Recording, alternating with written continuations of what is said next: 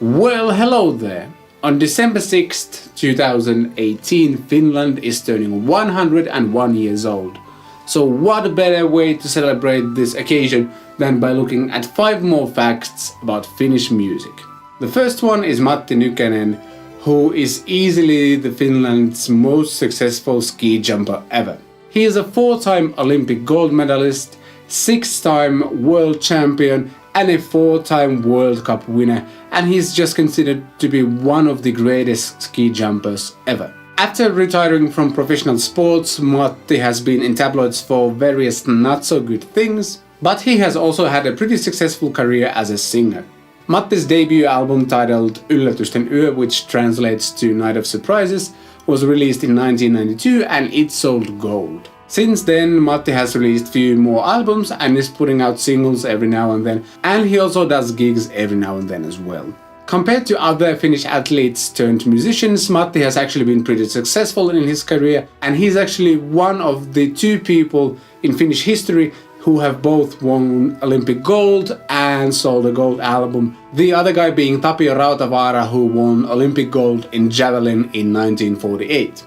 If you didn't know, there are many rivalries between Finland and Sweden, and none of them is stronger than the competition between the Swedish and the Finnish national ice hockey team.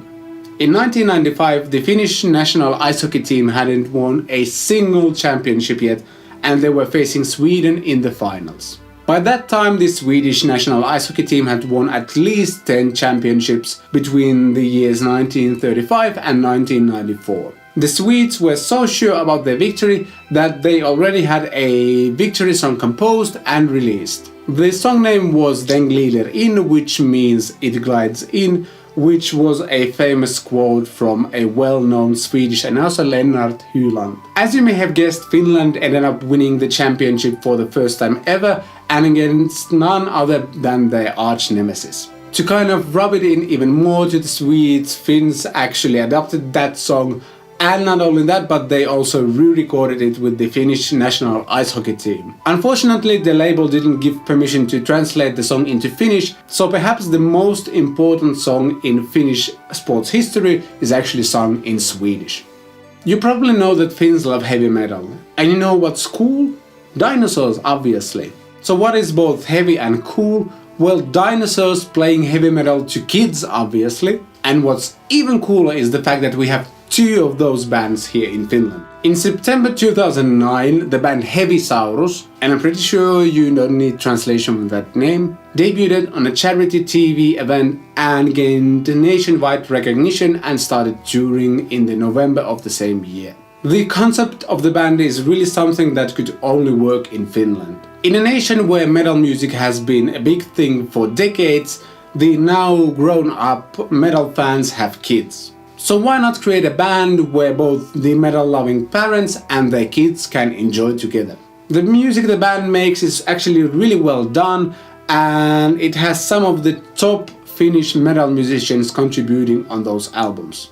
The lyrics of the band are kind of dinosaur-themed / Ice Age-themed sometimes, and they're 100% kids-friendly. When the band performs live, all of the band members wear dinosaur costumes, and the volumes at those gigs are really friendly for kids' ears as well. Heavisaurus was and is a commercially successful band, which unfortunately also means that there had to be some controversy. In 2011, Heavisaurus founding member and basically the guy who came with the idea of the whole band, Mirka Rantanen, got into disagreement with Sony Music and ended up leaving the band. He ended up founding a second band called Saurukset, which is pretty much exactly the same idea as the first one, and now Finland has 2 bands with dinosaurs in them. I don't know where you stand on heavy metal music, but as a father of a 4-month-old girl, I'm pretty excited that if she's ever into rock music or anything like that, there's a show that we can go see together, so that's really cool. Finland isn't a big country, only 5.5 million people or so, which means that there aren't too many spots at the top of the music charts available. That is why Finnish bands singing in English have tried to gain reputation globally.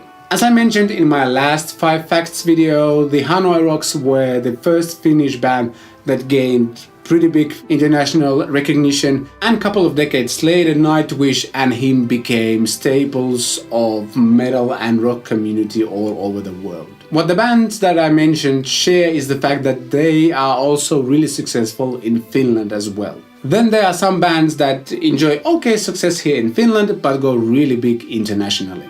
Bands like Stratovarius, Amorphis, Sonata Arctica play pretty big shows here in Finland, mostly big clubs and festivals sometimes, but for whatever reason Japan and South American countries are absolutely crazy about these bands, and those bands get to play huge shows in those countries. Probably the most drastic example of this success in Finland versus internationally is a pop rock band called Sunrise Avenue.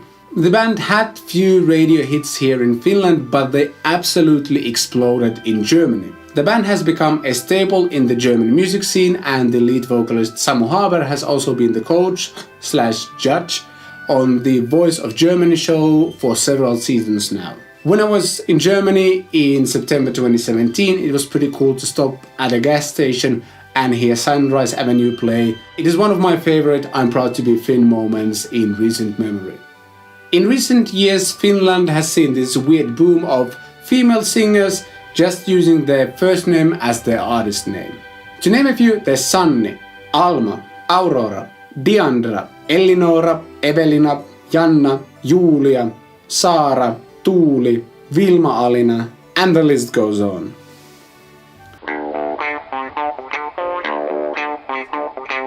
Finland has ended up in a situation that when you are talking to basically any of your friends, you are very likely to mention the name of one of these artists in the conversation. This can sometimes lead to funny situations where you are talking about one of your friends or something that they did, and then all of you suddenly realize how funny it would have been if that artist had done the same thing. Well, at least I find that funny. So there you have it. 5 more facts about Finnish music, all of them obviously incredibly important. I thank you for watching this video, and there's only one thing left to say, which is hyvää itsenäisyyspäivää Suomi!